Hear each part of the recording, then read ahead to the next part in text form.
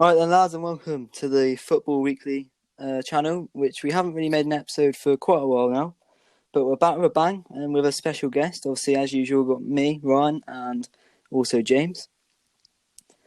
But today we've got a special guest in Gareth for FootballFanDen UK. Say hello, Gareth.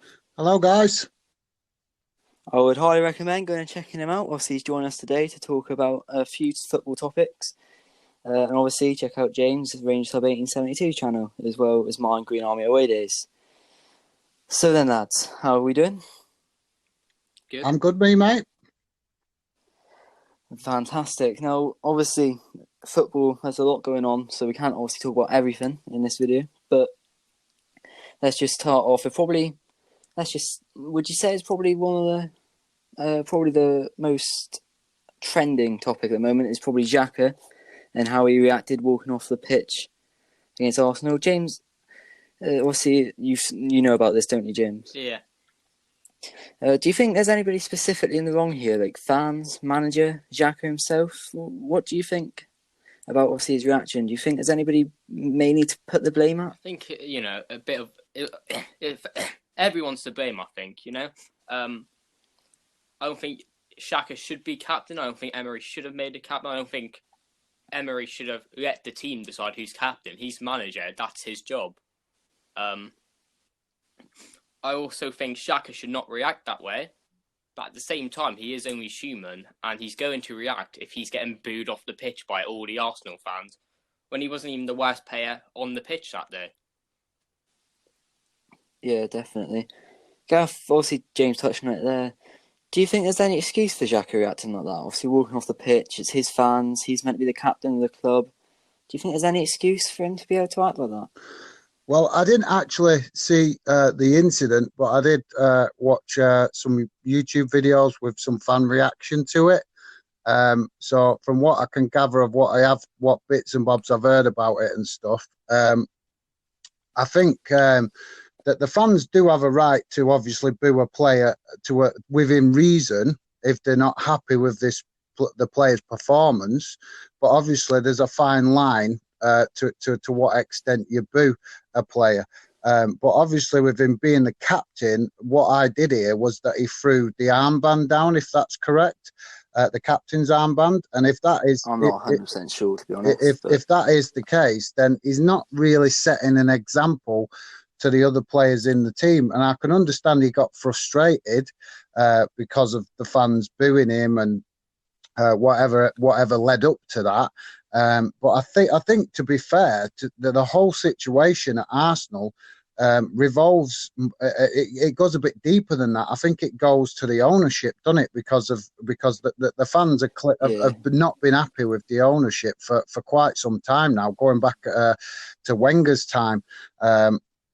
So I'm a bit 50-50 on what to think about it, because I haven't actually watched the incident to give a fair assessment on it. But obviously, hearing that he threw down the captain's armband, that isn't exactly setting the right example, is it, to the rest of the players? And it's also not keeping your fans on side. But I do understand that he was frustrated at being taken off, or that the fans were booing him. But like I say, without actually seeing the incident properly, it's a bit unfair for me to judge it either way, if you know what I mean. Yeah, definitely, Gareth. Well, to be fair, Granit Xhaka actually put a post up on Instagram, actually, not really an apology, but more of an explanation. And in this, he said about his family saying that people want his wife to get cancer and his children to die. Obviously, you not knowing too much about the situation, obviously, I can't expect you to already know that, but it's open to both of you here. Do you think the fans would have had it coming? If all the stick, do you really expect Xhaka to just stick with it and take it? Well, no. When you're making death threats to his family, that's crossing a line that shouldn't be crossed in football. At the end of the day, it is just a game, and I know you can get frustrated. Right, as a Rangers fan, I sometimes get frustrated with James Tavernier as a captain, but you can't be sending death threats. Yeah, definitely. No, I totally agree with that, guys. At the end of the day, we all know, don't we, that in every club there's a small element of fans that have a tendency, shall we say, to go too far, and that is obviously, if they're sending death threats or whatever towards his family, that's just bang out of order. Because at the end of the day, I mean, you guys have watched my videos. I've stressed it a few times that it's just a game. You know, we're all passionate and we all want to follow our club and we all want our clubs to win, but there has to be there has to be a bit of common sense kicks in to remember that, you know, these people's livelihoods and everybody that's involved in each club wants the best for that club. Do you get what I mean? So you can't cross that boundary of where you're starting to extend death threats and stuff like that. That's just ridiculous. It's a game. Yes, definitely. All right, so BETFRED Cup semi-finals this weekend. Obviously, here on Football Weekly with the British podcast channel. So we obviously take into fact all the British leagues. Obviously, Gareth, you also, I don't know actually whether you focus mainly on British football, or do you want to branch out on your channel? I mean, you guys have seen some of my vids. I mainly talk about UK clubs. Everything on my channel is to do with UK clubs. But obviously, when the European Cup comes round, European fixtures, Champions League, Europa League, I love talking about them. But obviously, I always try and keep it from a UK perspective. Yeah, so obviously you must be quite down to sorry, I don't know what I'm on about there. Your knowledge must be quite big on Scottish football as well, then, as well as the likes of English football as well. I'll be honest, mate. I'm actually learning as I go. I love Scotland and I love the Scottish people, which is partly why I am involved and called my channel FootballFanDen UK, because I'm not a big fan of the divide in the UK. I think we should be. I think my personal opinion is we're stronger together. And whether it's football, whether it's politics, whatever it is, I just think that the Scotland, Wales, and England are stronger together. Not one of us is strong on our own. And I don't like the mainstream media encouraging that divide, shall we say? Yeah, that's a very good point. So obviously, Scottish football have their big event on, which James, you're obviously very excited for. As Rangers are participating in this semi-final of the BETFRED Cup. Probably not one of the bigger competitions in Scotland, but obviously from a Rangers perspective, still a trophy you'd like to win, I presume. Well, I think all trophies are important to Scotland. I don't think you have the same. But when Rangers go against one team, they still play a relatively strong team. They don't bring out all the youngsters like English clubs do. We treat our cup competitions with respect. And I think it's always big, a cup competition in Scotland. Yeah, obviously you take on Hearts in the semi-final on Sunday, I believe. Are you confident? Obviously, Craig Levein recently sacked for Hearts. Are you confident? I'm confident, but the last 3 semi-finals we have bottled. So that's one thing I take into consideration. I'm not going to get too excited like I did the last 3 times. And I think it's either 2 things are going to happen to Hearts.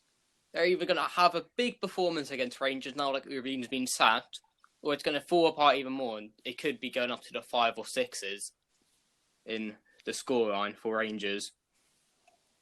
Obviously, Gareth, you're probably a bit more of an experienced football fan than us. In your experience watching football, in semi-finals, what do you think are the odds of maybe an upset for Hibernian and Hearts coming up against the 2 big, well, probably the biggest and the strongest sides in Scotland? What do you think? Do you think they have a strong chance of maybe pulling off an upset?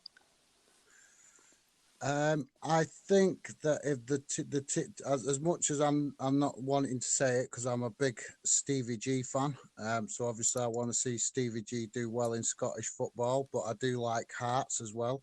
I think that if there is a likely upset, it's going to come from Hearts simply because they've just sacked their manager, and as we know, when a club sacks their manager, that first few games after, there can be a big reaction, with the fans, the whole club, can have a lift when a manager's been sacked and not been getting good results. So if there is an upset, I think it's likely to be there because because Hibs haven't been doing very well overall this season. They've been struggling as much as Hearts have, but obviously Hearts have made the first step to try and do something about it by sacking the manager. But obviously, it's it's what happens on the day, isn't it, guys? Because at the end of the day, it's a one-off game, isn't it? And that's why we love the game. Just while we're on the topic of Craig Levein sacking, which obviously both you and James have both mentioned, Gareth, have you heard about the rumours of? So I forget what her specific name is, but there is a female manager currently linked with the Hearts job. I think, James, you brought it to my attention. What do you think of that, Gareth? Do you think she could become the first female manager to manage in Scotland and the UK, of a male's team, obviously? And do you think she could do well and maybe save Hearts, turn their season around, and go on to bigger and better things in the future? I only heard a little bit about that actually today. I've seen a little bit on, excuse me, on Instagram. Fans talking about it, and it's going to happen at some point. Whether it happens on this occasion, I don't know, but it's going to happen at some point. Whether if she does get the job, I wouldn't like to say whether she'd do a good job or not because I don't know nothing about her, to be fair. So it's a bit 50-50. Like I say, if I'm being honest, I just don't know enough about her. But obviously, some of the fans have been quite vocal about their opinions with regards to it. So it's definitely going to be an interesting one. Yeah, definitely. James, from a Rangers perspective, if Hearts don't hire a manager, are you confident of maybe knocking a team while they're down? I don't think they'll have a manager by the semi-final. I think that's pretty much guaranteed. But I actually agree with Gareth that they're probably the most likely team to pull up an upset because, when the managers get sacked, it gives a little boost to the team. See, I've seen a lot of manager sackings lately, but I do agree that Hearts could pull off the upset. But I do just think if Rangers and Celtic play their games against Hibs and Hearts, they're going to get through. Well, obviously, we've spoken a lot about one of the semi-final ties, but let's just have a little glance over at the other one, Celtic versus Hibs. Obviously, like Gareth mentioned, Hibs not doing very well. So obviously, Celtic doing rather well under Neil Lennon. James, do you fancy the chances? Well, obviously, it's quite highly likely of an Old Firm derby, but do you fancy your chances if both Celtic and Rangers get through? Do you fancy your chances of winning that final? Well, yeah, Celtic have to get through first, but I do think, both teams are going to have it'll be a close game, I think. Obviously, a lot of people bring it back to the first Old Firm of the season where Celtic won, but I think that was just one of those games where Rangers just didn't show up that time, which, when you think about it, yeah, it is worrying, but I've always thought that it was better that we didn't turn up and get beat than if we did turn up and get beat, because if we turned up, played our best, but still got beat by Celtic, that would make you worry a bit that despite playing your best, you can't beat your Old Firm rivals. But no, I think it'll be close. All right, fair enough. No, that's it for the BETFRED Cup semi-final. Can I just ask, guys, is the Celtic game away or at home? I can't remember. I think they're both at Hampden Park, aren't they? Yeah. Yeah, sorry, I'm forgetting. I'm getting confused with the English League Cup. Yeah, it's at Hampden Park, innit? I forgot about that. My apologies. Yeah. Oh, don't worry, mate, don't worry. Although the one thing I would like to mention about the semi-final is that, first of all, I think the draw was a bit shaky. Why do you say that, James? Well, I just thought Rangers and Celtic, especially I think Celtic, I'm going to be called biased, but I think Celtic did get a very easy run to the semi-final. I think they played Falkirk and Partick Thistle both at home. I believe you're correct there, yeah. Yeah, and Rangers got a League One team and Livingston away. I just find it a bit suspicious how none of the big teams are getting each other early on the Scottish Cup. Well, potentially that's a conversation for another day. It's quite a big controversy and quite a big controversy question there. Yeah, but it is a very good point, though. Yeah, it is a very good point, actually. Yeah, fair play. But I suppose in the draw, if it's live streamed and they're pulling balls out of the hat, is there any way they can really fix it? Yeah, I think there's a lot of ways they can fix it. All right, fair enough. Maybe we'll come back to that at a later date and discuss that maybe on a separate podcast. But last topic, and the reason why, well, not the reason why, but I don't know what I'm speaking about here. I've tried to give us a good 5-10 minutes maybe to talk about this, and I know, Gareth, you spoke about it on your channel, and that's VAR.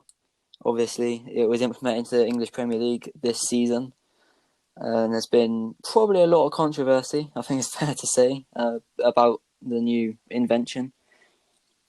So I think the main question for me, for you, Gareth, obviously I watched your video, you made some good points in that, but do you have any ideas on any ways that potentially VAR can be improved and any ways it might help the game progress and improve it? I think the key thing at the minute is definitely involving the fans, because as you guys have probably seen if you watch what excuse me, of what Premier League games you have seen, the fans don't know whether to cheer or not cheer sometimes when there's a goal, because they're left waiting for find out if VAR is going to allow the goal or not allow the goal. So it's taking some of the pleasure away from the fans enjoying the game, and that's got to be sorted really fast, because if that's going to continue, it's just straight away it's dead in the water, innit? It's just not going to work, because fans are just going to get really frustrated with feeling like they're not being involved. And at the end of the day, the fans should be involved, because it's as fans, it's our club. I keep saying that you guys know one of the mottos I have on my channel is football is the fans. And if clubs and the FA and stuff like that do not engage the fans in the right way with VAR, like I say, it's just dead in the water straight away.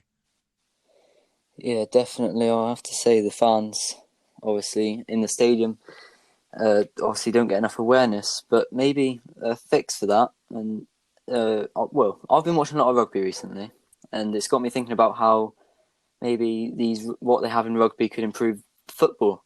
Obviously, with the World Cup in Japan, something that I saw, which I've seen a lot of people debate whether it should come in, is especially when the games are on TV in the Premier League. In rugby, the referee is mic'd up, and you can hear everything the referee is saying. Do you think that could maybe sort the game out and maybe make it more clear why decisions are being made? Go on, James. I'll let you answer that, mate. I'm not too sure, to be honest. Right, I actually don't think it would. Any particular reason? Well, I don't know if just hearing the ref would make, it better for the fans. I actually agree with Gareth that it's actually very annoying having to watch, even if you're just a neutral, right? And you're watching a game, me and you spoke about before, VAR is slow as well. Yeah. It's like you're waiting there for, when Man City and Tottenham were playing in the Champions League, and Janssen, or I don't know who was who scored that goal, but in fact it was Llorente, wasn't it? But after he went and scored a goal, it took about 5 minutes to complete the check or something like that, didn't it? Yeah. Despite it, it wasn't a clear goal, but by the first 2 checks, you should be able to see if it's a goal. It shouldn't take about 10 checks to see if someone handballed it or not. So that's really one of the only things I can actually say about. I mean, one major issue I have personally, and I mean, I don't know how particularly to fix it, because it ultimately comes down to those people watching on the VAR screen back to, I forget where they watch the reviews back, but obviously they have those screens on the side of the pitch. Surely the ref should be made to use that more often and more actively, because the referee ultimately should have the final decision. So surely with the help of that stand, do you think that could maybe, because obviously a lot of VAR decisions have been criticised this year. I think, was it one against Crystal Palace for Arsenal? Yeah, Socrates scored with about 5 minutes left to go in the game, and it got disallowed for a handball. I think I watched that game. It wasn't a handball. I don't Yeah, think. do you think maybe then if the referee went over to the stand, had all the camera angles that obviously the VAR have, do you think that could maybe sort it?